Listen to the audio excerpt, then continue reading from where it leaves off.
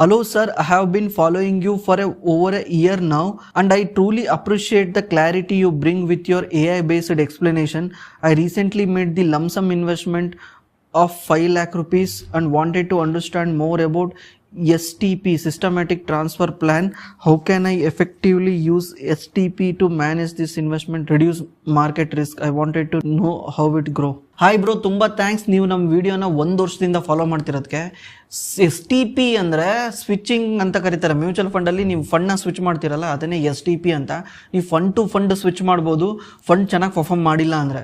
Example, ನೀವೇನಾದರೂ ಕ್ವಾಂಟ್ mutual ಫಂಡಲ್ಲಿ ಏನಾದರೂ small cap mutual ಫಂಡಲ್ಲಿ invest ಮಾಡಿದ್ದೀರಾ ಅಂದರೆ, ಆ ಫಂಡ್ ಏನಾದರೂ ಚೆನ್ನಾಗಿ ಪರ್ಫಾರ್ಮ್ ಮಾಡಿಲ್ಲ ಅಂದರೆ, ನೀವು ಸೇಮ್ ಫಂಡ್ ಹೌಸ್ ಇರಬೇಕು, ಅಂದರೆ ಕ್ವಾಂಟೇ ಇರಬೇಕು. ಕ್ವಾಂಟ್ ಸ್ಮಾಲ್ ಕ್ಯಾಪಿಂದ ನೀವು ಕ್ವಾಂಟ್ ಫ್ಲೆಕ್ಸಿ ಕ್ಯಾಪಿಗೆ ಶಿಫ್ಟ್ ಮಾಡ್ಬೋದು. ಅದನ್ನು ಸ್ವಿಚಿಂಗ್ ಅಂತ ಕರೀತಾರೆ. ಸಿಸ್ಟಮ್ಯಾಟಿಕ್ ಟ್ರಾನ್ಸ್ಫರ್ ಅಂದರೂ ಅದೇನೆ, ಸ್ವಿಚ್ ಮಾಡಬೇಕು. ಇದನ್ನ ಸ್ವಿಚಿಂಗ್ ಅಂತ ಕರೀತಾರೆ.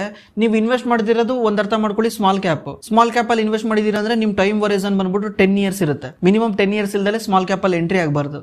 10 ಇಯರ್ಸ್ ಇನ್ವೆಸ್ಟ್ ಮಾಡಿದೀರಾ ಅಂದ್ರೆ 1 ವರ್ಷ ಅಥವಾ 2 ವರ್ಷ ಈ ಸ್ಮಾಲ್ ಕ್ಯಾಪ್ ಪರ್ಫಾರ್ಮ್ ಮಾಡಿಲ್ಲ ಅಂದ್ರೆ ಅದನ್ನ ತಗೊಂಡೋಗಿ ಅದೇ ಫಂಡ್ ಅಲ್ಲಿ ಸ್ವಿಚ್ ಮಾಡ್ತಿದ್ದೀರಾ ಅಂದ್ರೆ ಲಾರ್ಜ್ ಕ್ಯಾಪ್ ಅಲ್ಲಿ ಸ್ವಿಚ್ ಮಾಡ್ತೀರಾ. ವೇಸ್ಟ್ ಅಲ್ಲ, ಅದು ಟೈಮೇ ವೇಸ್ಟ್ ಅಲ್ಲ. ನೀವೇನ್ ಪ್ಲಾನ್ ಮಾಡ್ತಿದ್ದೀರಾ ಎಲ್ಲಾನು ಉಲ್ಟಾ ಪಲ್ಟಾ ಆಗುತ್ತಲ್ವಾ. ದಯವಿಟ್ಟು ನೀವೇನಾದ್ರೂ ಅಲ್ಲಿ ಇನ್ವೆಸ್ಟ್ ಮಾಡಿದ್ರೆ 1 ವರ್ಷ ಮಿನಿಮಮ್ ವೆಯ್ಟ್ ಮಾಡಿ.